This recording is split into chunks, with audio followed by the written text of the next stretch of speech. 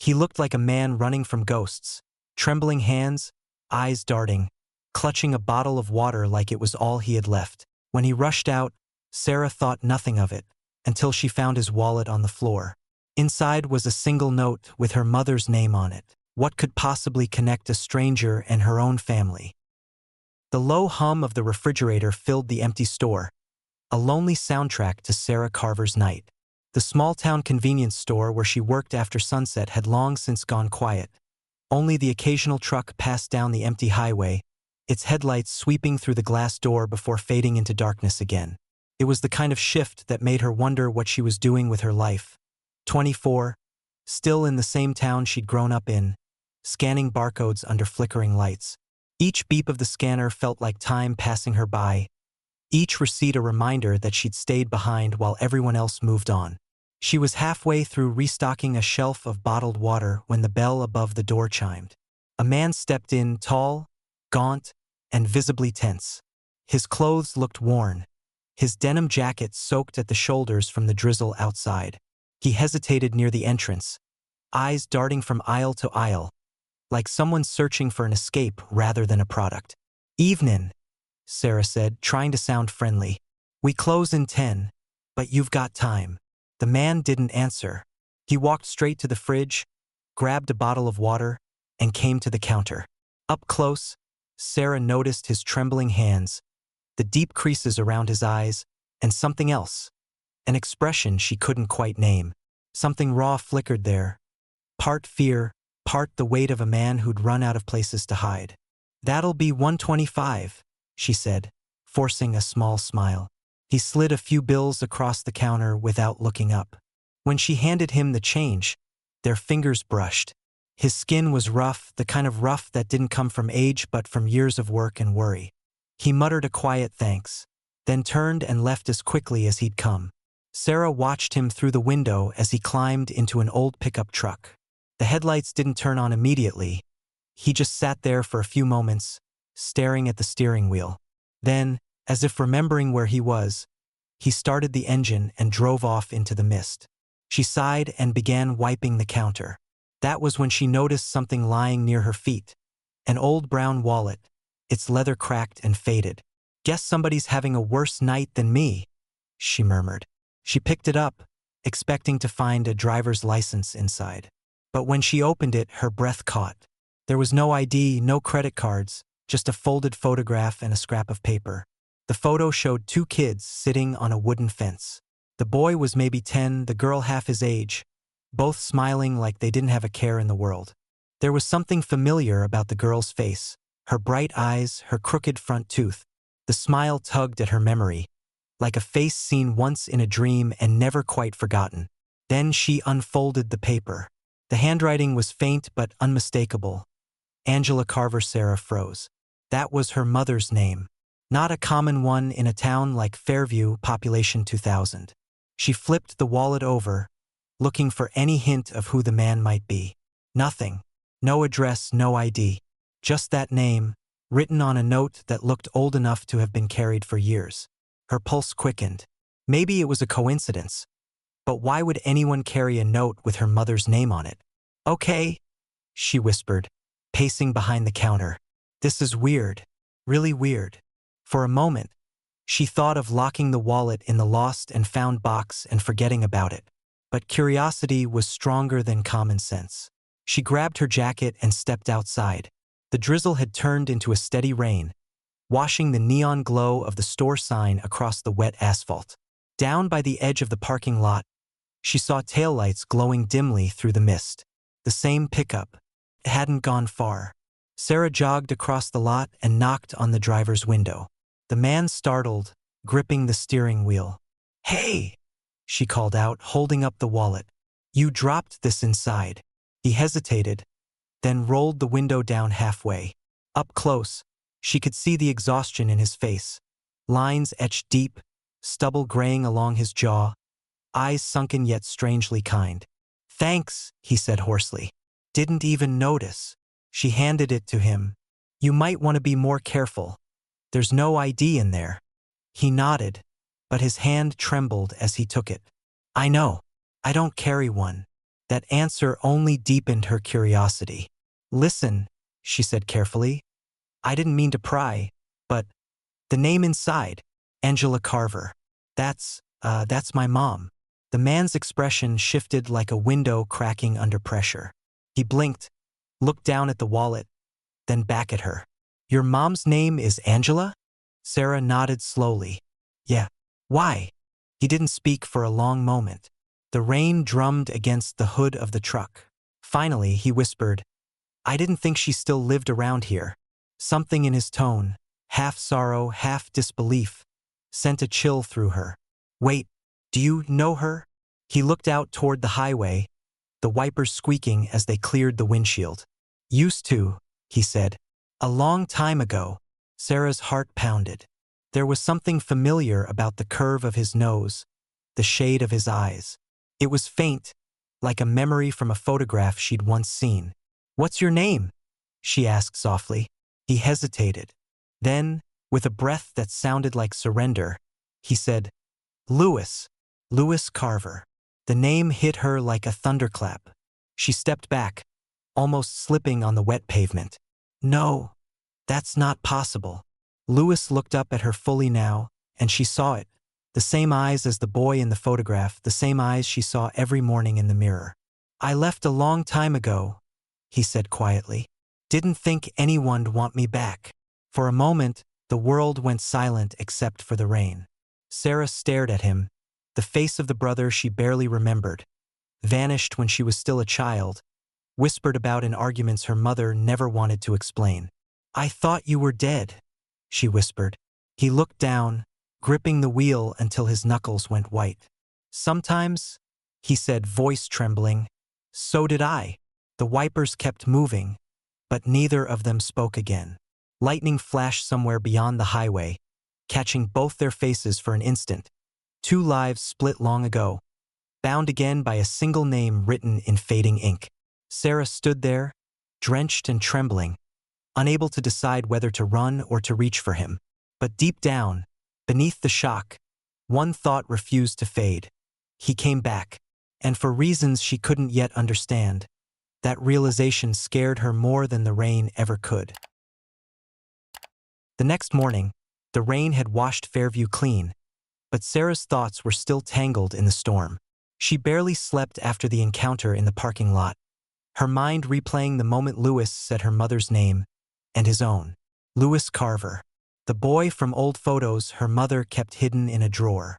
The brother her mother never spoke about. She sat in her car across from the Pineview Motel, clutching a paper cup of coffee gone cold.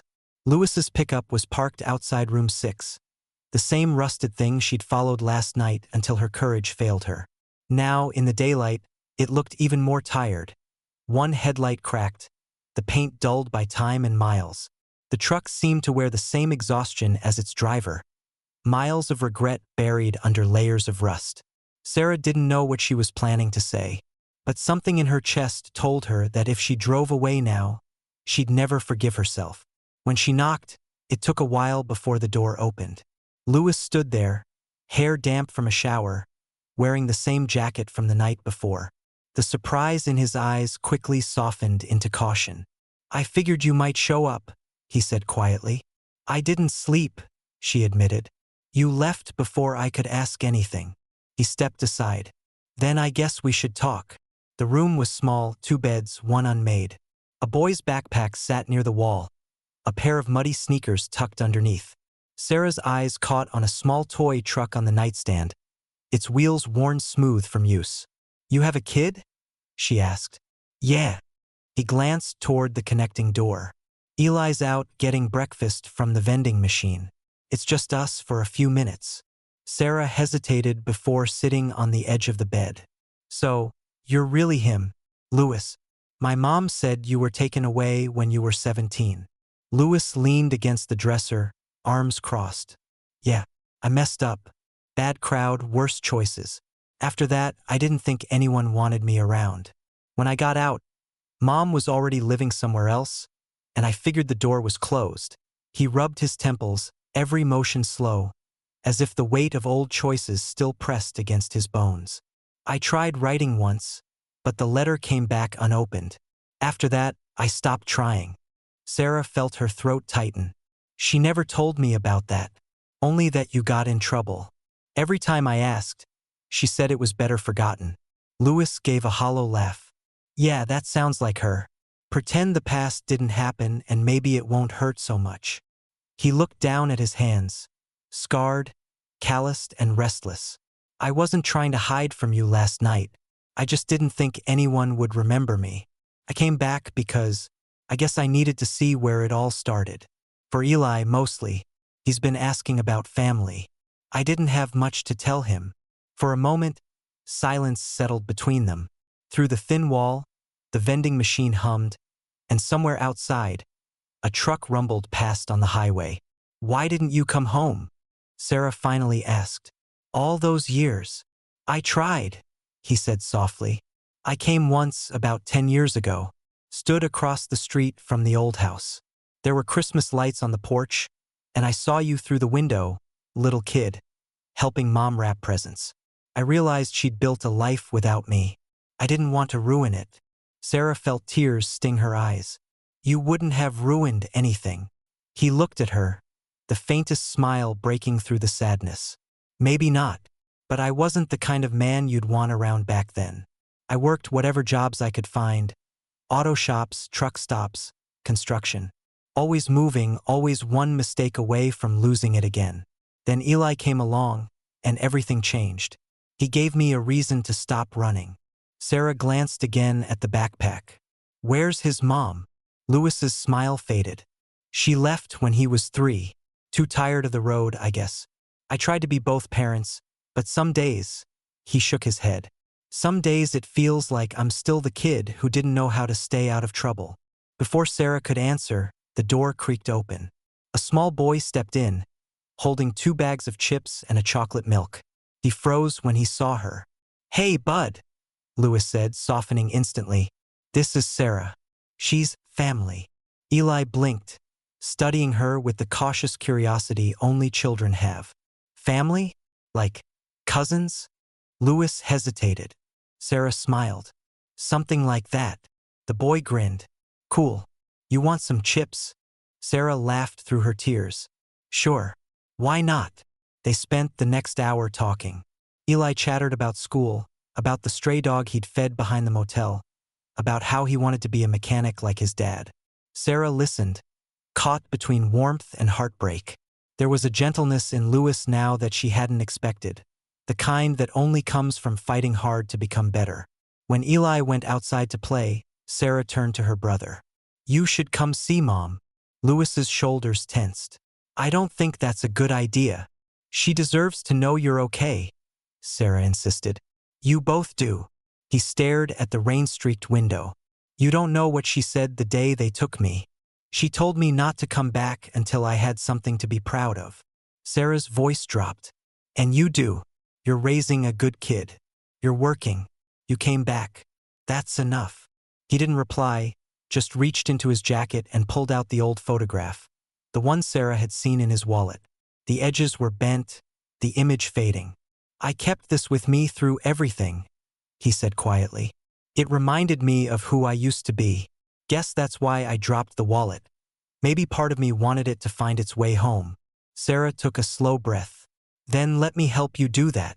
Lewis didn't look like a man running from ghosts. He looked like someone finally willing to face them. He nodded. All right, tomorrow. But you should warn her first. I don't want to show up uninvited. I will, Sarah promised. As she left the motel, the sun broke through the clouds, spilling light across the wet pavement. For years, Lewis had been the shadow her family never spoke of. Now, he wasn't a ghost haunting the edges of their past. He was flesh and blood, standing at the threshold of a home he feared he'd lost. And Sarah knew she wouldn't let him do it alone. Sarah didn't tell her mother everything that night, only that someone wanted to see her.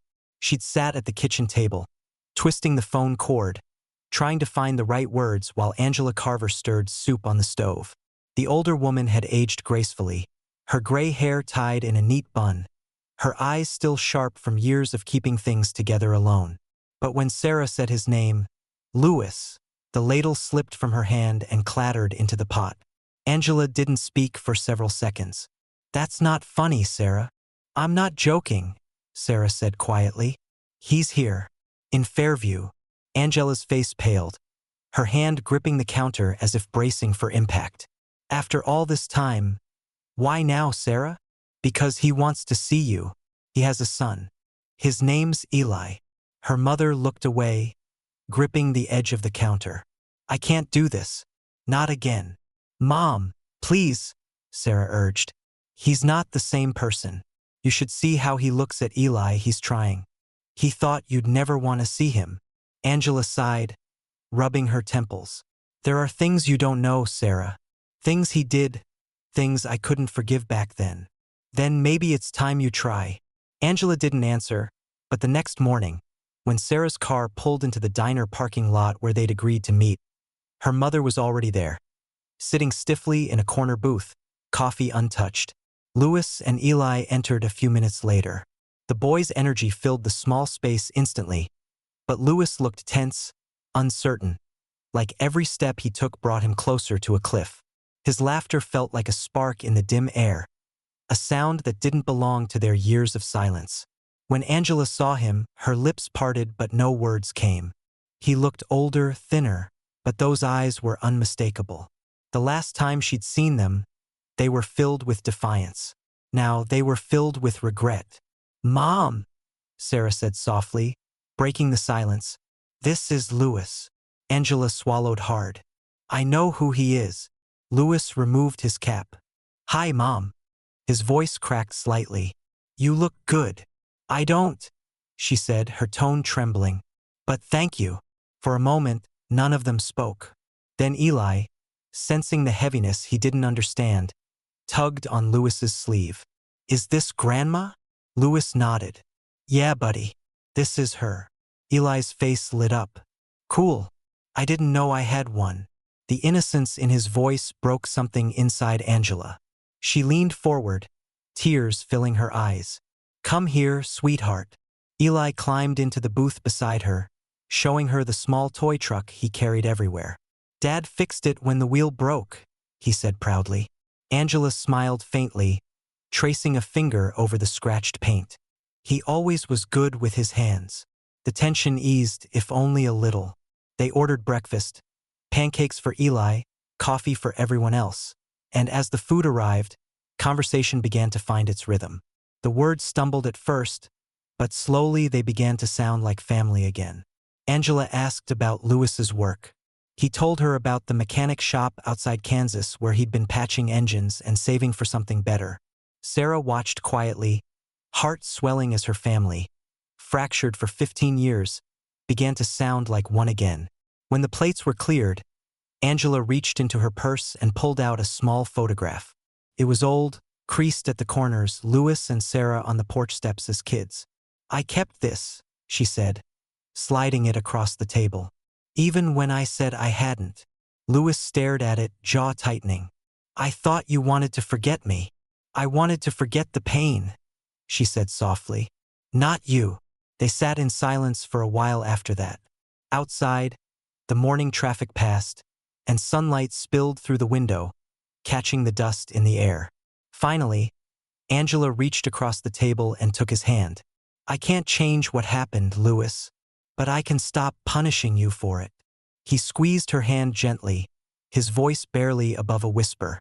That's more than I ever expected. Eli, oblivious to the weight of their exchange, began stacking syrup cups into a small tower.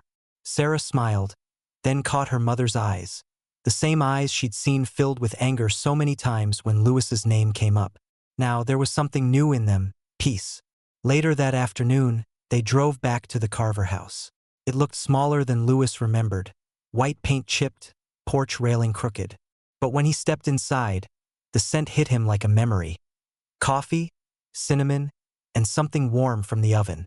He walked through the hallway slowly, his fingers grazing the pictures that lined the walls. There he was, a younger version of himself, frozen in time beside his father. Sarah's childhood drawings hung nearby, bright and messy, like a window into a simpler past. Angela joined him at the end of the hallway. "You were always building things," she said quietly. "Your father used to say your hands were made for fixing the world." Lewis smiled faintly. "Didn't do much of that, did I?" "You did more than you think," she said. "You came back." They stood there, both realizing how strange and miraculous that truth was. As evening approached, Lewis and Eli prepared to leave. Sarah walked them to the truck, her eyes misty. "You'll come back tomorrow?" "Yeah," Lewis said. "Eli's already planning to teach Grandma how to make mud pies." Eli laughed. "She said she'll help if I wash my hands first." Angela chuckled from the doorway, her laughter soft and unfamiliar after so many silent years. Sarah watched as Lewis started the engine. Before he drove off, he looked at her through the open window. "Thank you," he said simply, "for not giving up." She shook her head, smiling. "I wasn't the one who came back." As the truck disappeared down the street, Sarah stood in the fading light, feeling something she hadn't in a long time. The sense that maybe, just maybe, their family was whole again. But deep inside, she also knew something Lewis didn't. Her acceptance letter to the college in Denver sat unopened in her drawer. She'd spent years dreaming of escape, but now the thought of leaving felt heavier than staying. Because some bridges, once rebuilt, are too precious to walk away from. The following week passed in a rhythm Sarah hadn't known in years. Mornings began with the sound of laughter in the kitchen. Eli asking endless questions about the old photos on the fridge, Angela pretending not to smile, and Lewis trying to repair a broken chair that had squeaked since Sarah was a teenager. The Carver house breathed again, alive with the sounds it had forgotten, footsteps, laughter, and voices that belonged together. Yet beneath the warmth, Sarah sensed something unspoken hanging in the air. A quiet uncertainty in Lewis's eyes every time he looked toward the door, as if he knew he didn't quite belong there. On Friday afternoon, Sarah came home early from the store to find the driveway empty. Only Angela sat on the porch, her knitting untouched in her lap. "He's gone to the old bridge," she said softly, before Sarah could ask. "Said he needed air." Sarah grabbed her jacket. "I'll go." The bridge lay on the edge of town, overlooking the slow, brown river that wound through the valley. She found Lewis leaning against the railing, cigarette in hand, watching the water move beneath him. His pickup was parked nearby, the hood up, boxes in the back seat. It looked like he'd packed more than just his things, maybe all the years he still couldn't face. "You leaving?" she asked. He didn't look at her. "I was thinking about it." "Why?" He exhaled, smoke curling into the wind. "Because I don't want to make it harder for her. You saw how she looked yesterday, all those old memories coming back. Maybe she forgave me, but I don't think she'll ever forget what I put her through." Sarah crossed her arms. "You think leaving again will make it easier?" "I think staying might reopen everything," he said quietly. "I came back because I wanted Eli to know where he came from, not to drag Mom back into the past." She shook her head. "That's not what you're doing. You're giving her something she lost. Family." He smiled faintly, eyes tired. "You always talk like Dad used to." He believed in fixing things that were too far gone. Sarah hesitated, then reached into her bag. "Before you decide, there's something you should see." She pulled out a small envelope yellowed with time. "I found this in Mom's sewing box. It was tucked inside an old album. It has your name on it." Lewis frowned, taking it carefully. The paper was thin, edges brittle. He unfolded it slowly, and his breath caught when he saw the handwriting. "It's hers," he murmured. Sarah nodded. "She wrote it after you left. She told me once that she'd mailed a letter, but I think this was the first one, the one she never sent." Lewis's eyes moved over the faded words. The ink was faint, but the emotion was still alive, pressed into the page like a heartbeat that refused to fade. "Lewis, if you ever find this, know that I never stopped thinking of you. You were a good boy who made bad choices, but that doesn't erase who you are. Come home when you're ready. I'll still be here." Mom, his hands trembled. For a long moment, neither of them spoke. Only the sound of the river filled the silence. "She wrote that 15 years ago," Sarah said softly. And you carried that wallet with her name all this time. Maybe you already knew, deep down. He nodded, his throat tightening.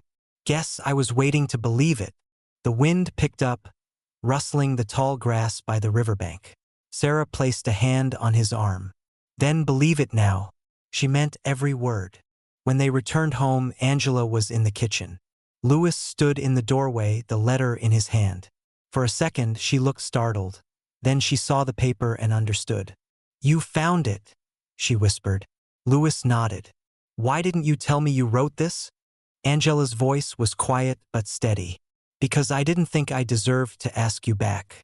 I thought you'd only come if you wanted to. He stepped closer, eyes wet. I wanted to. I just didn't know how. She reached for his hand, the years between them falling away. Then we start now. Eli came running in, holding a handful of dandelions. Grandma, look what I picked. Angela smiled through her tears. They're beautiful, sweetheart. Lewis looked down at his son, then at his mother.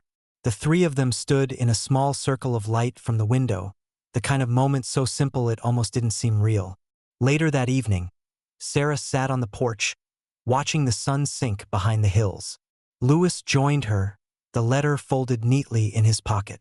She told me to stay a while, he said. Help around the house, maybe fix up the old shed. Eli loves it here.